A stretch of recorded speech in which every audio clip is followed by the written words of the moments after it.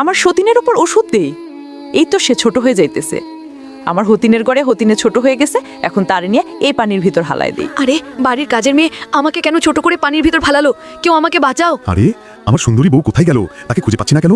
আরে বউ তুই কই? আরে স্বামী, আমি এই পানির ভিতরে আমি ছোট হয়ে গেছি। এখন আমি ড্রেসটা পরে নেই, তাহলে আমার স্বামী আমার সাথে চুমাচুমি করবে। এখন ওষুধ দিয়ে আমার ডাবগুলো একটু বড় করে নেই। এই তো এখন আমি আমার স্বামীর কাছে যাই। আরে বাড়ির কাজের মেয়ে কত সুন্দর হয়ে গেছে, তার সাথেই এখন চুমাচুমি করতে থাকি।